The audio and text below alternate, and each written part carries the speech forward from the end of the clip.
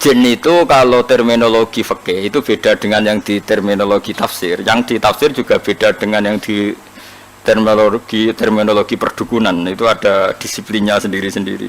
Jadi begini, Sulaiman itu mempekerjakan jin yang bisa iman apa jin yang setan tidak bisa iman? Enggak, sing mbok ilingi, sing mbok ilingi. Jin yang setan apa jin sing Aladin sing kena mbok kongkon? Aladin. Kalau dalam disiplin ilmu tafsir itu ada istilah satu nama itu bisa nama menjadi identitas, bisa nama disebabkan oleh satu unsur yang melekat pada dia. Terus unsur ini yang melekat kepada dia menjadi namanya. Ini bedanya jauh.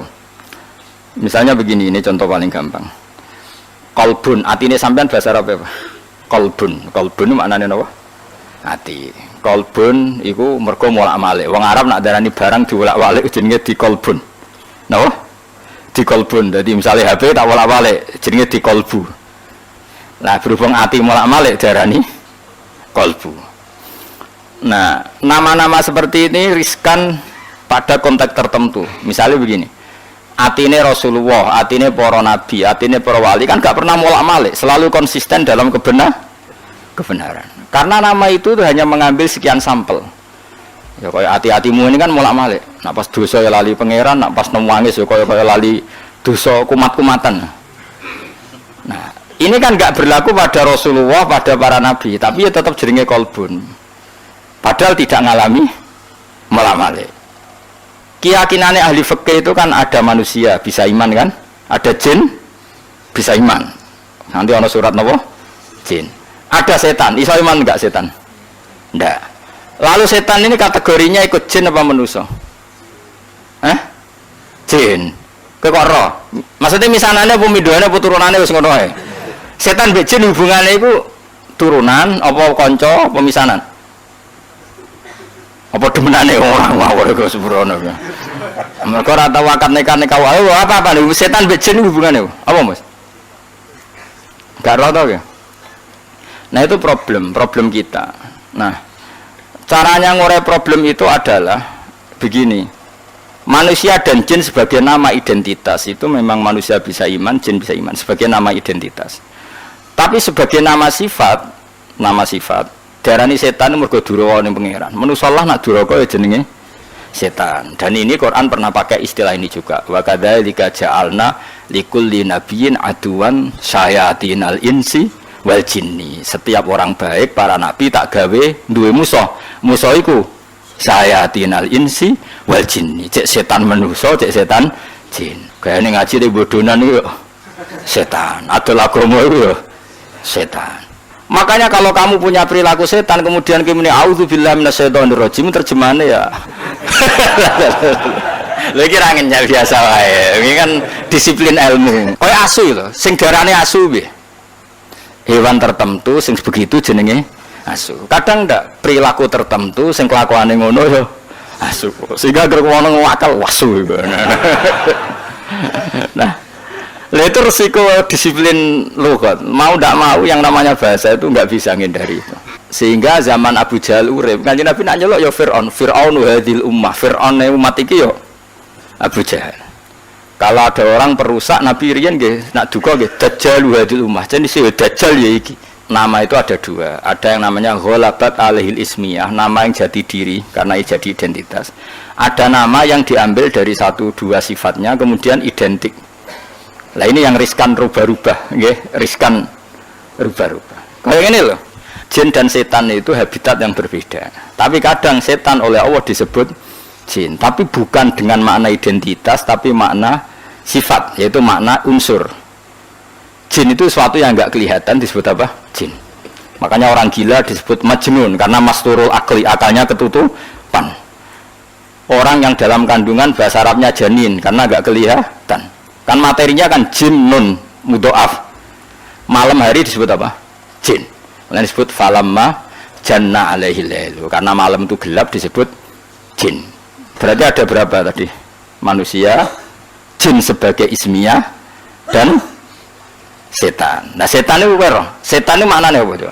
Setan juga bisa setan ismiyah, yaitu iblis dan turunan secara gen itu setan ismiyah, nama setan betul. Ada setan karena wasiat tukang rusak dunia. Lah iku kowe iso mlebu ning kono.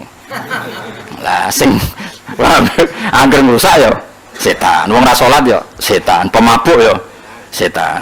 Wah kowe. Jigoten tapi adol agama ya setan. Gayane khusyuk tapi ngedol agama ya setan.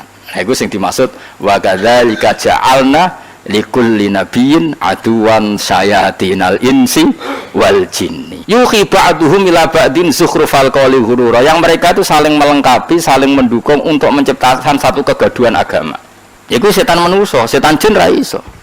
Setan jin ra iso mulak-malik omong, setan manusa pinter. Dikaji Nabi tau ditamoni wong kafir, wonge cerdas. Mat, nah ana wedhus mati sing mateni sapa mat? Nah kanjeng Nabi kan tiange lugu sae, Allah. Agamamu aneh, sing dipateni Allah langsung haram, sing diliwat manusa kok halal. Kudune sing dipateni Allah langsung orisinil iku kudune halal. Lha Sayyidina Ali cerdas-cerdas wong. Iku perkara ora tau dibuli. Ali jae sikil mangkat sitok. Diangkat wis Sayyidina Ali.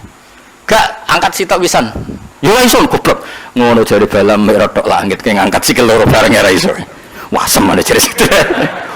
Iku setan lha iku sing disebut wa kadzalika ja'alna likulli nabiyyin aduwan sayatinal insi wal jinni yuhi ba'duhum ila ba'din zukhrufal qawli ghurura. Mereka berlomba-lomba mutar alikkan agama sing badan agama iki kacau mok saking pinter-pinteran silat napa lidah. Kayak presiden nak prihatin, jare sing seneng presiden, wah bagus presiden prihatin terhadap kondisi bangsa ini. Jare keras seneng, prihatin terus gak dijawabane kan bingung. Sebenarnya sing darani bingung prihatin. Misalnya no presiden ngomong ini, cobalah carikan solusi bangsa ini. Kita rembukan bareng untuk cari solusi bangsa. Jadi sing seneng presiden tawaduk. Meskipun di otoritas penuh, untuk rembukan. Jadi sing seneng, jadi sing gedeng. Ini sing digaji untuk fasilitas itu rembukan bareng. Paling wong bingung yo. Bener di. Bener di. Hah?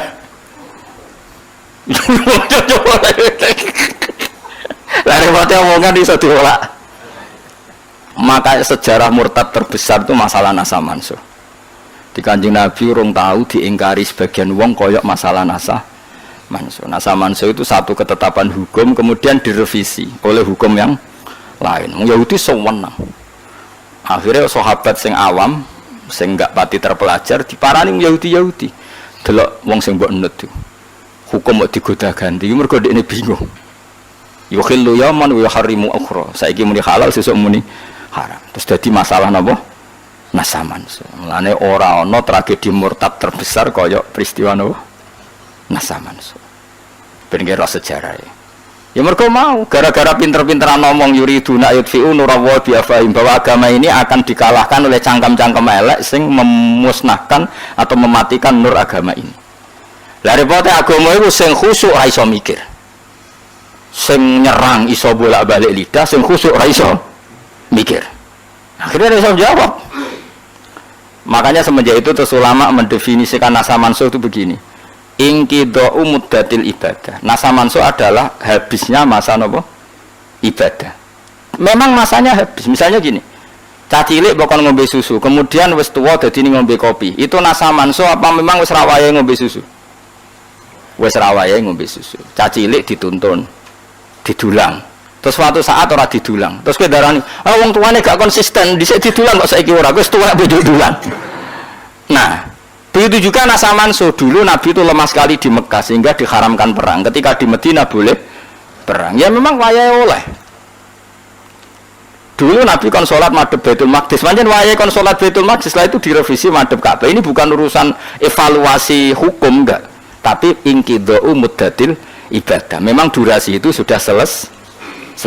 Ini penting saya utarakan. Karena kalau kamu nganggap nasa mansuh itu begini. Nasa mansuh itu jarang Yahudi. Muhammad punya ketetapan, barang jangan-jangan ngerti nek iku salah terus dirubah.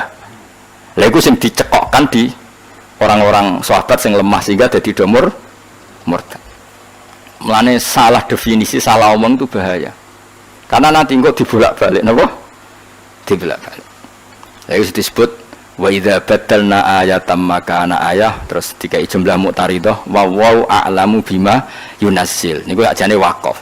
Qalu innama anta muftar. Jika satu ayat ketentuannya diganti ayat yang lain, itu menjadi ajang orang-orang kafir mengkritik Muhammad. Dianggap nabi ku napa? Gawe ketetapan hukum terus getun atau ngevaluasi kemudian dirubah lagi. Lah itu sing dadekno murtad. Makanya kita tidak boleh mendefinisikan nasa mansuh begitu, tidak boleh. Saya alhamdulillah ngajar tafsir di mana-mana, termasuk ngajar di sekolah sarang itu saya berkali-kali, kamu jangan salah definisi. Kalau salah definisi itu repot. Itu tadi, nak buat nasa mansuh adalah ibadah yang dirubah Allah karena satu maslahat. Kesannya kan Allah mengevaluasi. Mana mungkin Allah mengevaluasi? Allah sudah bersoning azali, nak kita akan ngalami seperti ini. Jadi gak perlu dievaluasi. Memang ada ibadah sing masanya selesai. Jadi ajane nasa mansuh nambah angan-angan biasa. Waya Ramadan ya poso, kok Ramadan entek ya ora usah poso kan selesai. Anyaran Islam karena lemah ya ora usah perang, sedigo modal lho apa. Bareng ini Madinah kuat kok dilarani ya perang. Kan ya normal wae. Susahnya apa nganalisis nasa? Cah cilik ya normalnya cilik digandeng. Bareng setua. Buarno jorokno, setua kok yo apa? Gandeng. Itu nasa mansuh apa normal? Normal kan? Nah, kita harus terlatih begitu untuk menganalisis nasa mansuh. Sebelum orang Yahudi Nasrani ngeritik Kanjeng Nabi, nasa mansuh jarene apa? Muhammad ragu terhadap apa yang dikatakan, sehingga sering melakukan revisi hukum. Nah, itu terus dadekno saya qulu sufaha'u minan nasi ma wallahum an qiblatihim allati kanu napa alaiha.